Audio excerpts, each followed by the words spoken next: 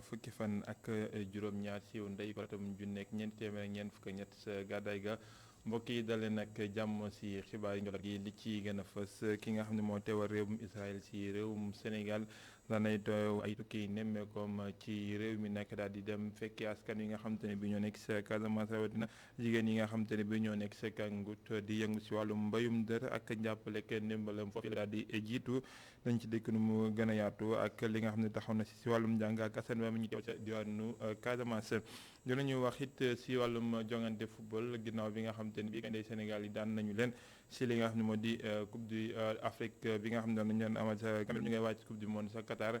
Sénégal dina war a jonawaat ak Égypte waa Égypte di xuppe ne dinañu dalal ci juróom fukki junni seen stade bu ñu yeggee ci Caire Sénégal moom askan wi it jàpp na ni ñaar fukki fan ak juróom-ñett ci match retour bi stade bu Sénégal bu Diamniadio dina daal di fees dell gëstu xeetu ay bés bi di article de la semaine suñu naataango yu info la ñu daal di fekk si dellusiwaat nañ ak si takk der yi nga xam ne waa MFDC tegoon nañu leen loxo si xalima ki nga xamante ne bii moo di Mbaye Thiombane daan nañuy dellusiwaat nag si ni ki nga xam ne moo di Salif Sadio mel ni koy foowe bakkan noonu la daal di tuddee xët nga xam ne dañ ci dellusiwaat ak ki nga xam ne moo di Mamadou Dieng laata ñuy jeexale ak li yëglekaay yi xëy fësal tey ci gaaw gi dëppoo fukki fan ak juróom-ñeent ci weeru février atum 2022 ànd seeg Assane Tom mbokk yi li ma gën a fës si biir jotaayu xibaar ñeent kii ñu def si faram fàcc.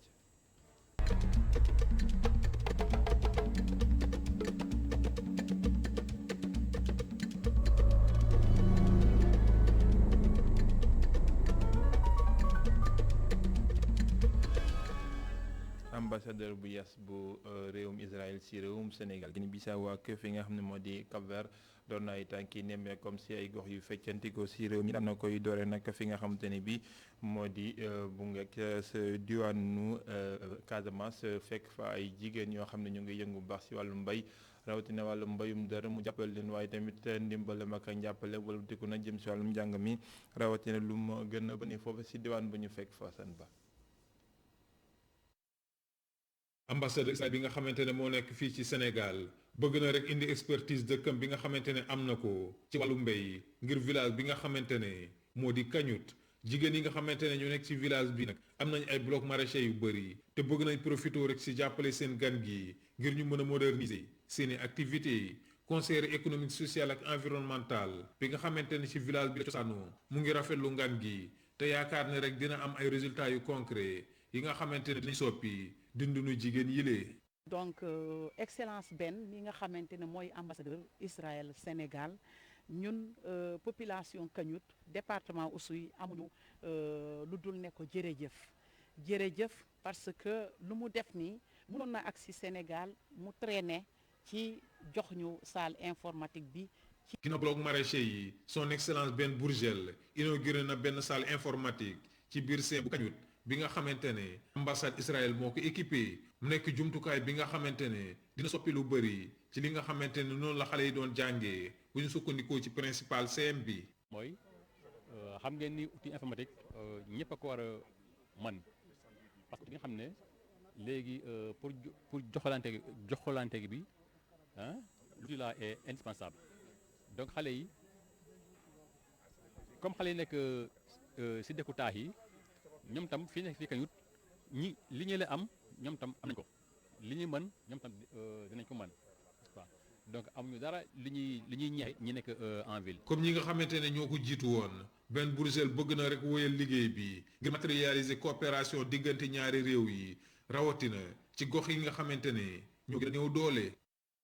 et c'est vraiment avec. mbégte mu rëy laa am bi ma amee chance inaugurer salle informatique bu yanj bi ci CM bu Kangout. dañ koy jàppee ne comme opportunité bu rëy ngir yaatal coopération diggante Sénégal ak Israël bi ci biir région yi action bii nag dafa nekk rek li nga xamante ne day ubbil ay buntu askanu Israël ak askanu Sénégal ngir ñu mën a ànd. au peuple du Sénégal. ambassadeur bi nag dafa jeexalee tournéem rek ci ngan gi nga xamante ne amal na ko ci roi bu Kangout fi nga xamante ne def nañ ko fa ab citoyen d'honneur.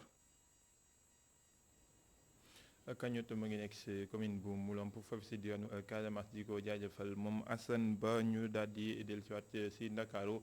jox kàddu gi askan wi ginnaaw bi nga xam ne sedd nañ fiy jalt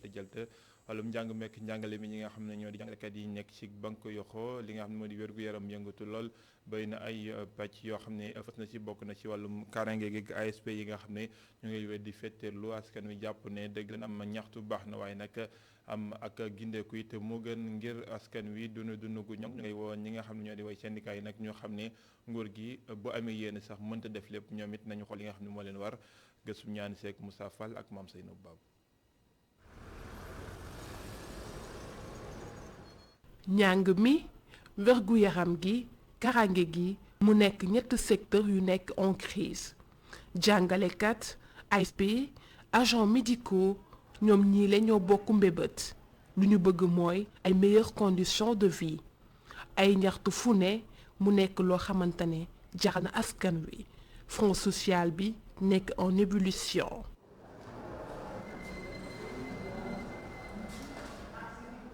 ci cours école bi ñu tasanteeg Silla professeur mathématique bi moo ngi analyser situation bi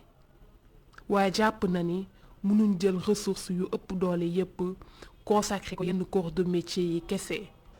waaw ni ma ko jàngatee mooy ñu ngi ci dëkk boo xam ne peut-être que on est en voie de développement ou en voie d'émergence comme on dit et que corps bu nekk dafa bëgg aussi génn ci boppam ay difficultés. les syndicalistes donc je pense que c'est tout à fait normal maintenant néanmoins il faut aussi que ñu xam ne am na ñu dul liggéey que mënuñu concentrer l'ensemble des ressources donc seulement sur une partie donc de la population ñu bàyyi ñeneen ñi. moom mii leen nag jàpp na ni président de la république mënul satisfaire ñëpp. waaw man ni ma gisee mbir mi ku ne da cee war a jàpp ñu xam ni président bul kenn nit nag suy def li ko war ñu war a def nit ñi war a def li leen war xam ni président mënu def lépp su amee lu mu def nit ñi war nañ ko mën a jàppale ci yeneen yi.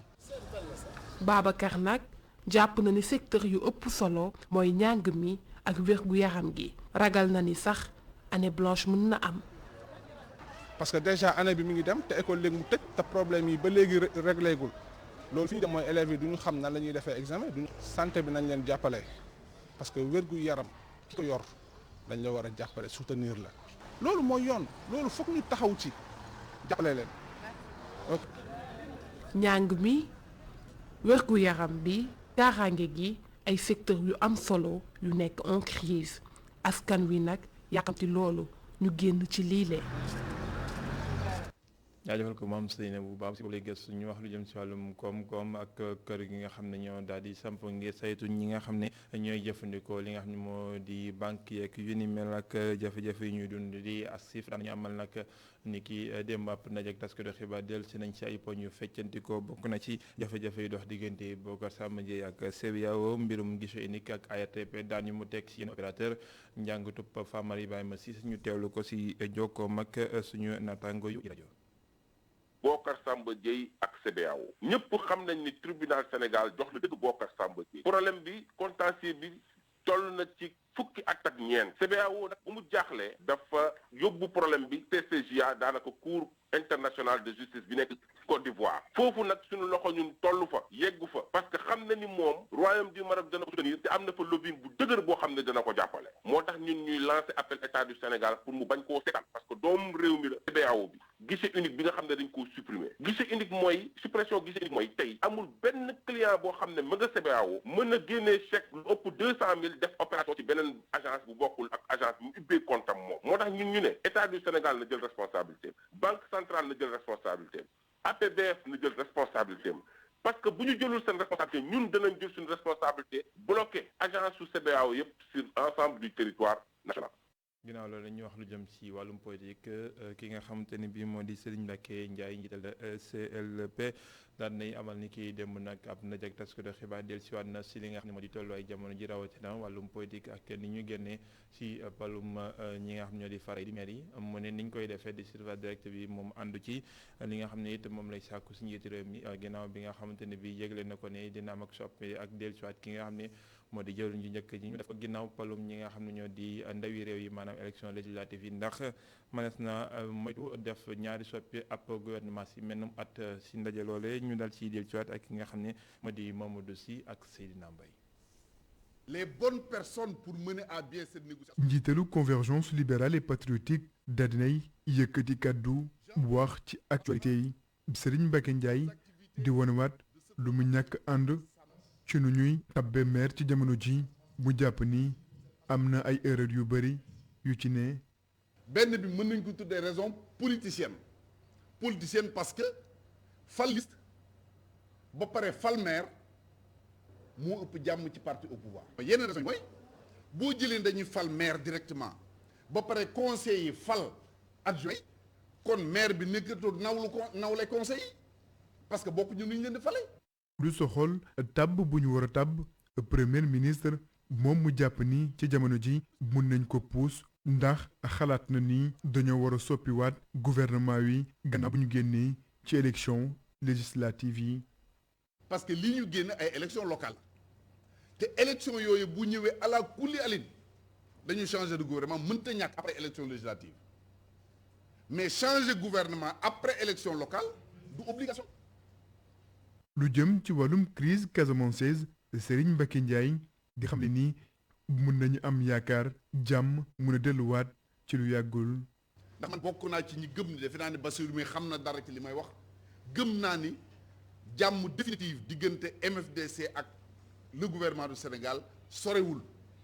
li ci def mooy waxtaan boo nga xam ni war nañ ko mën eggale. combat ànd sàmm jikko yi itam Serigne Mbacké Ndiaye daal dina ci àddu mu jàpp ni réeroo amul diggante nguur gi ak ñi yëkkati bile projet waaye ñàkk waxtaan moo fa ne. ñu li ñu jàpp mooy ci diggante boobu réeroo amu ci de ñàkk waxtaan moo ci am bu ñu indi woon dossier bi assemblée ñu waxtaane ko Sénégalais yi seetaan bu boobaa danañ xam ni moo ne loolu ñuy wax ne dañ ko criminaliser day daanaka am na ba noppi. situation enseignants yi ak ASP itam Serigne Mbacké Ndiaye daal na ci àddu bu baax muy sakku ñu lal ay waxtaan ut ci ay saafara lu jëm ci wàllum actualité internationale itam daal na ci dellusiwaat lu ci mel ni lu armée française nar a génn fële ca Mali ci jamono ji nag bokk na ci lu muy sàkku ci takk der yi moo di nii rek ñu gën a dëgëral seeni taxawaay.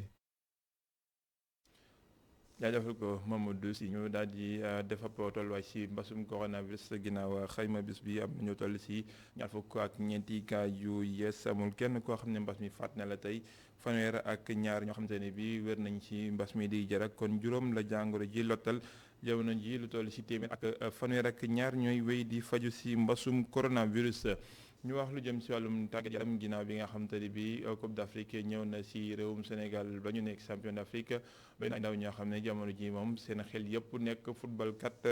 la doon nekk loo xamante ne bi fas na ca diwaanu Mbour am na ay école yu ñuy ay tàggatee ñi nga xam ne ñoo yëngu si wàllum football daan na tàmbali di gis ay ndaw yu bëree bëri yoo xam ne ñoo siy takku donte nag jamono ji mënees na mën a defagun xayma gi buñ sukkandikoo si ñi nga xamante ne bi daan nañuy addu si gëstub Mountaga Kane. Mbappé, on suit, Mbappé. Acha. Coup de sifflet. Abdou Karim. Voilà ma Abdou baax na. ci ngoon gi le terrain bu académie Mbour Sport dafa fees dell ak i footballkat ñu nekk ci terrain bi di liggéey ci bal bi ki nga xamante ni moom moo jiite bërëb bi wax na ne ndam bi Sénégal am tax na ba askan wi gën a ñoo dëkkmal seen centre bi le te gis nañu ne parents yi ñu ngi ñëw di xool lañu mën a def pour intégrer seen doom sa académie yi pour au moins sama leen bon dans la semaine tey moom suma répertorié woon sama appel yi nga xamante ni jot naa ko si bees defal nañu 15 tests defal nañu 15 xale ay détection pour tester leen parce que fii tamit du ñu jël xale yi rek dugal leen dañ leen di bàyyi xel xool leen. kii nga xamante ne nag moo di directeur technique bu académie bi moom it daanaka li ni mel rek la wax. ñoom ñu ngi ñëw waaw ñu ngi woo responsable di wax ak ñoom chaque fois. ñi nga xamante ni ñoo ŋànk école football Gallo Mbodj bu Mbour Tukulër ñoom yëguñu benn jeexital ci Coupe d'Afrique bi le waaw ñun damay ne mun naa am dina am quelque ñoo xam ne am na intérêt si ñoom mais ñun xëy na jotaguñu loolu si wàllu li ñuy def avec nos écoles de football. ba léegi Coupe d'Afrique ginnaaw bi nga xam ne jël nañ ko ci kaw Égypte ñoom waa Égypte nag ñu ngi waaj li nga xam ne moo di barrage yi ñaari jongante yi war a digganteeg Sénégal ak Égypte bu njëkk ba ñu koy war a amee sa Caire nag ñoom nee nañu xuppaate nañu juróom fukki junni seetaankat dinañ ko indi ci stade bu Caire teewul nag waa Sénégal ñoom nee nañu dinañu am lim bu ëpp ñaar fukki fan ak juróom-ñeent ni match retour bi fi nga xam ne moo di stade bu Diamniadio askan wi ak ñi nga xam ne di supporters yi nga xam ne ñu ngi nekk ci Liberté 5 ni xamee ci gëstu Marème Ndiaye bi mu àndoon nag Moussa Fall. Liberté 5 ci ngoon si bari na oto yi fiy jaar ngir moytu embouteillage yi waa koñ bi nag ñoo ngi ci feetu coupe bi ba léegi foo sànni say gët vert jaune rouge nga gis Égypte nag mi ngi waajal bu baax revanche am ci match barrage yi ak Sénégal bi mu war a dajeel fële ca dëkkam loolu nag yëngalul Séga Gueye ndax nee na Sénégal dina gagné match aller ak retour. comme d'habitude rek comme d'habitude comme lu ñu def foofu moom la ñuy moom la ñuy defaat rek Égypte ñëw fii ñu dóor ko fii wan ko ñu ñëw ko mun te incha allah bu neexee yàlla dina def loolu. dóor bu metti laa koy dóor bi yoon du ma dem ak moom si sax damay dem dinaa supporter waaw.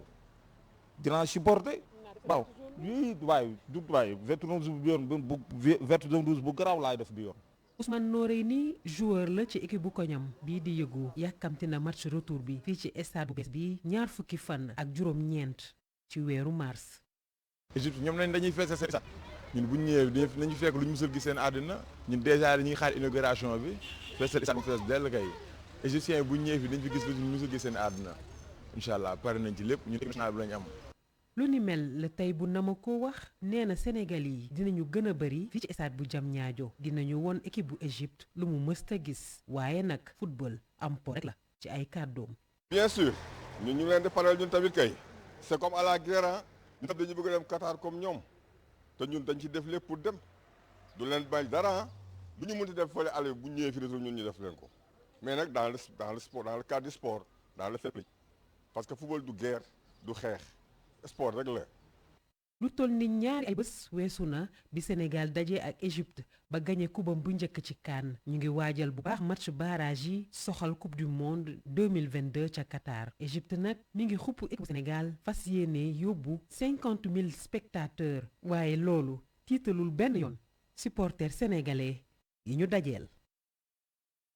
Marème Ndiaye di ko jaajëfal ñetti ayu bés takk deru réewum Sénégal nekkoon ci loxoy fippukat yi nga xam ne ñoo nekk ci diwaanu Casamance RDC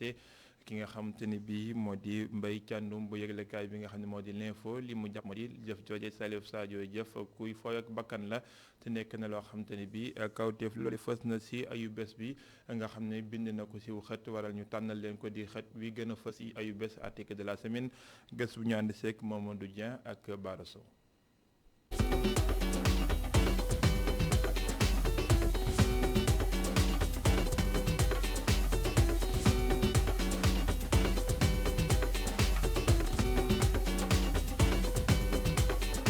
rebelle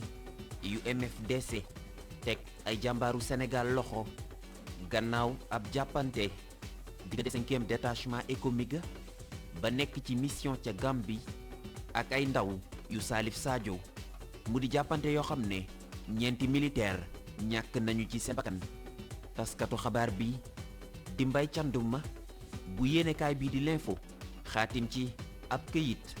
gannaaw ba mu xalaatee ci jàppante woowe li mu gëm mooy Salif Sadio dafa mel ni kuy wure. bi affaire yi xewee l'armée dafa teel a préciser ne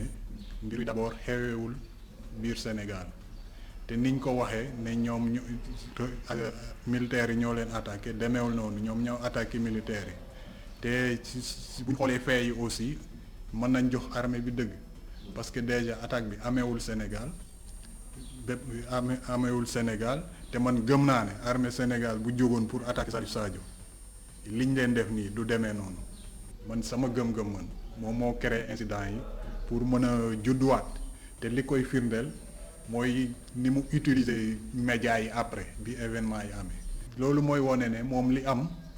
xëy na moom moo ko wut. Salif Sadio mel ni ku dekkiwaat ci jamono joo xam ne daanaka dañu ko fàtte woon teg loxo gi mu amal ci juróom-ñaari soldat bu ñu sukkandikoo ci taskatu xabaar bi li mu ci bëggoon am na ko te muy këru taskatu xabaar yi wax ci moom adduna bi yëpp xam ne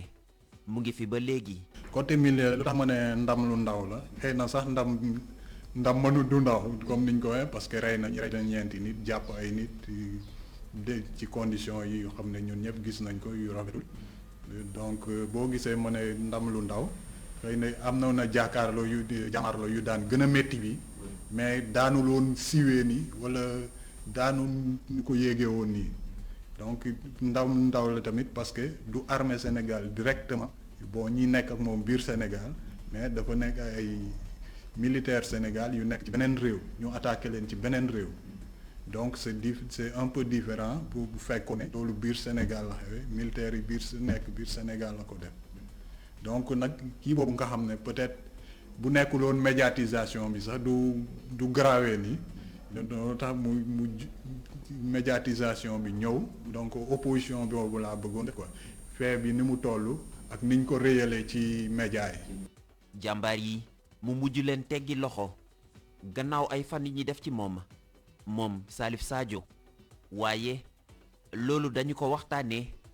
ndax moom rebelle bi ay conditions la tegoon ci taabal ji. liñ ci jot a xaatim mën na ci jàpp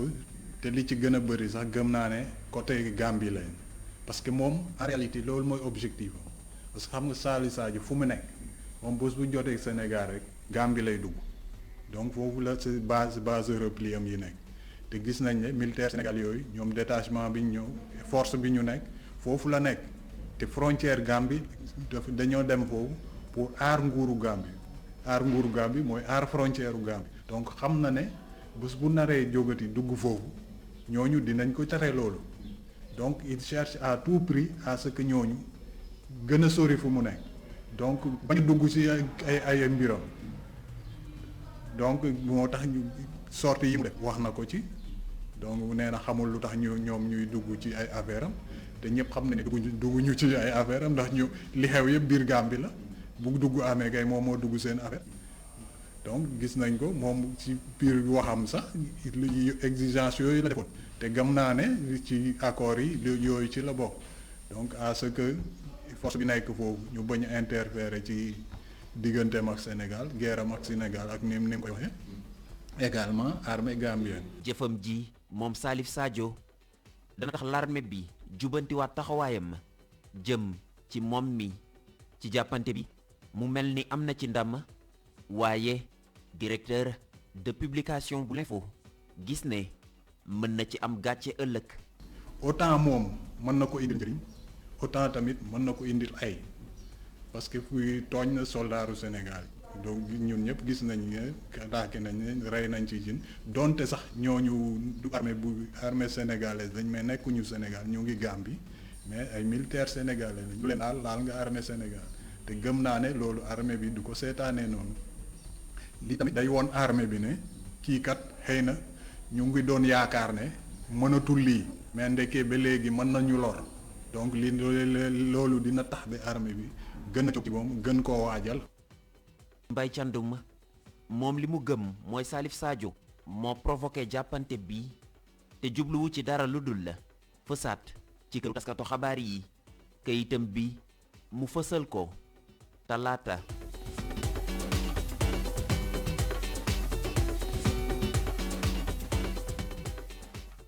jaajëfal ko Mamadou Dieng ak Bara Sow si boobule xët yi yëglekaay yi xëy fas yëpp nag dañ ci del ci waat si gaaw gi dëppook fukki fan ak juróom-ñett si weeru février ànd seeg Assane Top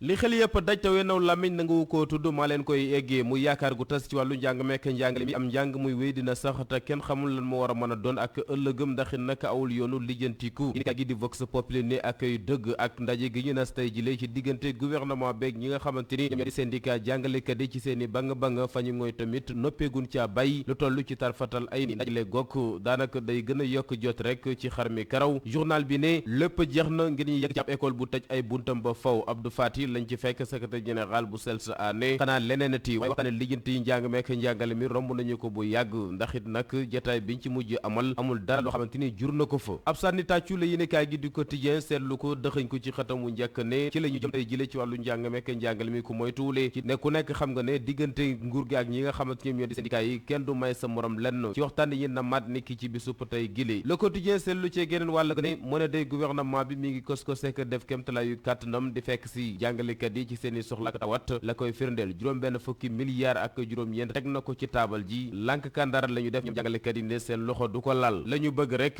yëf yi jeex tey mel ni ndëndam semmiñ neex benn naq di benn moo xam waajur wala ndongo tey jëlee ku toog ci nen du toj ndax fit yëpp rëcc nañu ak waxtaan wi ñu njorte mooy mujj ci diggante état beek gouvernement bi yéenekaay gi di Sud Quotidien ne am na juróom-ñetti xalaat ak pexe yu mu daal di béral moom gouvernement bu Sénégal waaye jàngalekat yi dañ ko daal di gàntul ne loolee doyu leen la ñu bëgg la ñu daal di béral ci yéenekaay gi di Sud Quotidien muy xam le ne ab sëy la te dépense bu mat farata la ci lu moytu leen loolee daañu ko tas te kenn dootu leen baara saw ji ñene coow nga ba libération dëgg ma li atu atteekaay ba ci wàllu ko yoon la xëy xaatim tey ak mbirum ay député yu bokk ci benn bokk yaakaar ñi gàkkaloon seen pëdari ci ne dana amal ak nju njaay ci wàllu ko passeport diplomatique Boubacar Biaye Mamadou Sall Sadio Dansokho ak Ladji Diadji Konté seeni mbir mi ngi gën di lëndëm ak taxasuuf journal libération ne juge bu deuxième cabinet am na yoonu gën leen a jatank ci kaso bi ndax it nag daf leen a lankal ne du leen may mukk ab bàyyi pa néggandiku kem dañu ko doon sàkku nga leen fay fekki nag moom moo di Bassirou Thiam jàpp leen tur bi moom moo boomoon tëgg bi di Ndongo Gueye journal libération ne ginnaaw l'enquête bi nga xamante ne amal nañu ko ci mbir mu nu mel la mu feeñal mooy kii di Bassirou Thiam mi loxom taqrib ak deret tandas lu wut baa muy lambatu benn yoon ci boom naataangoom bili di Ndongo Gueye waaye lu mu waajiloon la tay pexe mujj naa sotti lu sotti am borom waaye bu nekkee lu rafet nag lay gën ci dundin bi bés bi le jour yi ni kaay ma nga ci digg njaboot gu rawatina ñi nga xamante ay soxna lañu ak seenu dundin di jot ay ëmb ci lu ñu tayul ba noppi daal di sànni wala bokk ñi daal di boom bakkan ay pexe nag ma ngi ci tàmbalee am ak ay kër yoo xam dañ leen daal di taxawal rek